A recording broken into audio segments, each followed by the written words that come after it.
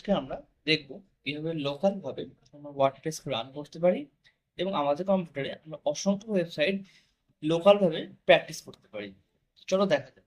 প্রথমে আমরা local WP local WP search করব। Then এই লিঙ্কটা আসবে এবং এই লিঙ্কে ক্লিক করার পরে আমরা এরকম একটা ওয়েবসাইট দেখতে হবে। এখানে ডাউনলোড ফর ফ্রি, এখানে ডিটেলস আমরা দেবো এবং গেট ইট নাও করব। করার পর আমরা এইরকম একটা ইন্টারফেস দেখতে পাবো। আমি এখান থেকে ডাউনলোড আগে থেকে করে রেখেছি, ডাউনলোডস, এবং এখান থেকে আমি ফাইলটা ওপেন করব। করার সঙ্গে সঙ্গে ভেরিফাই ইনস্টলার হতে শুরু করবে, কিছুটা সময় নেবে। একটা ইনস্টলেশন সেটআপ আসবে, এখান থেকে আমরা কি করব, only for me anyone who use this computer, আমরা অনলি ফর মি করি এবং এখান থেকে আমরা ফাইল লোকেশনটা চেঞ্জ করি। দিস পিসি থেকে এটা হোল্ডিংস ডি এবং এখান থেকে কোনটায় রাখা যায়, ঠিক আছে, এর মধ্যেই থাক বা কেওয়াইসিটিসির মধ্যেই থাক, এর মধ্যে থেকে ওকে। দেন ইনস্টল, আমাদের installation complete, completing local setup and finish.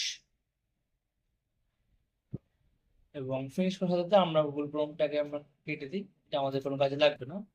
আমরা এইটাকে নিয়ে আসি এবং এইটা আমরা ওপেন করি, যাচ্ছে এরকম একটা ইন্টারফেস আসছে এবং এখান থেকে আমরা স্টিক এগ্রি, দেন এইরকম একটা আসবে নো থ্যাঙ্কস, নো থ্যাঙ্কস, এবং আমরা এটাকে বডি স্ক্রিনটা ফুল স্ক্রিন করি। এই হচ্ছে আমাদের main setup.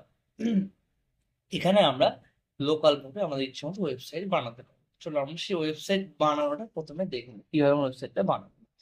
Let's create new site. এখান থেকে আমাদের বিভিন্ন রকম অপশন আছে, যে create a new site, create from a blueprint, create from backup.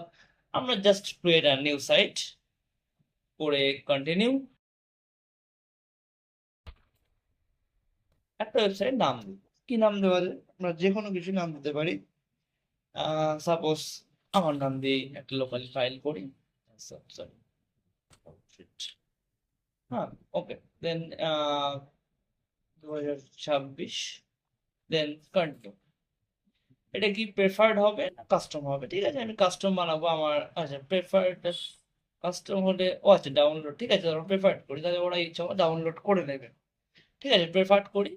করে হচ্ছে এখান থেকে ওয়ার্ডপ্রেস ইউজার নেম আমি ইচ্ছা মতো দিতে পারি, ঠিক আছে, আমি অ্যাডমিনই দিচ্ছি। দেন এখান থেকে একটা পাসওয়ার্ড আমাকে দেওয়া উচিত অবশ্যই। আচ্ছা, পাসওয়ার্ডটা ইচ্ছা মতো একটা দিই, কি আছে পড়া একটা।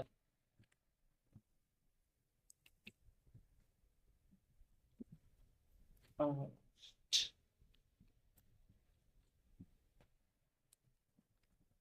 চলো, এবং এখান থেকে এটা ওয়ার্ডপ্রেস ইমেল, দেন অ্যাড সাইট।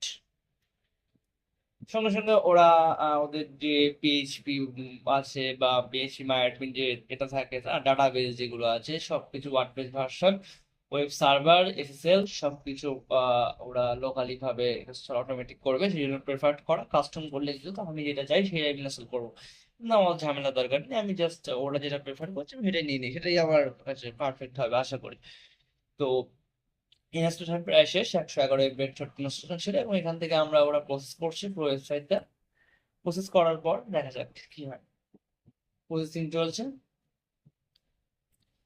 দেন এবার ওয়ার্ড পেজ ডাউনলোড হচ্ছে, মানে আমাদের ওয়ার্ড পেজ যে ফাইলটা যেখানে আমরা ওয়েবসাইট আমাদের বানাবো সেই ওয়ার্ড পেজটা ডাউনলোড হচ্ছে। এই কিছু সময়ের মধ্যে ডাউনলোড হবে, একটু সময় নেয়, প্রথমবার যেহেতু পড়াশোনার সমস্ত ফাইলটা আপলোড করছে তো কিছু সময় নেবে। পেজ ইনস্টল করা হয়ে গেছে। করার পর সম্পূর্ণ সেটআপটা কমপ্লিট হলো। সেটআপ কমপ্লিট হওয়ার পর ঠিক এই একটা ওভারভিউ আমরা দেখতে পাবো। নেক্সট আমাদের কাজ কি, চলো আমরা প্রথমে সাইটটা ওপেন করি। আমরা ঠিক এই ডান দিকের কোনায় দেখবো আমাদের দুটো অপশন থাকবে, ডাব্লিউপি অ্যাডমিন আর ওপেন সাইট। আমরা প্রথমে ওপেন সাইট করি।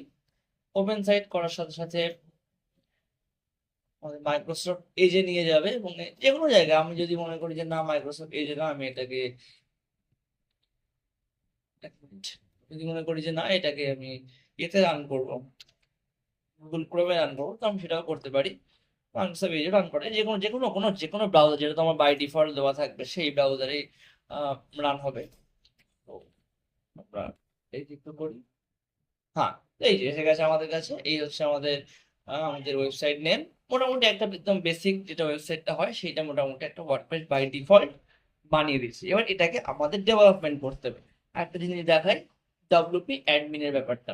ডব্লিউপি অ্যাডমিনের যে ব্যাপারটা সেটা আমি লিঙ্ক কপি করি, আমার মাইক্রোসফট এজটা কপি পছন্দ হয় না, গুগল ক্রোমে যাব, এবং দেন এখানে আমি লিঙ্ক প্রেস, ঠিক আছে। এই যে ইউজার নেম ইমেল যাচ্ছে, যেটা আমি দিয়েছিলাম ওখানে, সেটা হচ্ছে যে অ্যাডমিন পাসওয়ার্ড, আমি বলি যে remember me, log in. Remember me করার অর্থ হচ্ছে আমার বারবার লগ ইন করতে হবে ডাইরেক্ট।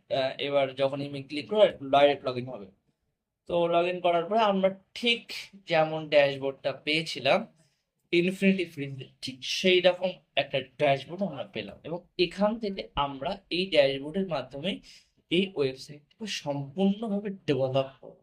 তো সেটা আমরা আস্তে আস্তে দেখবো।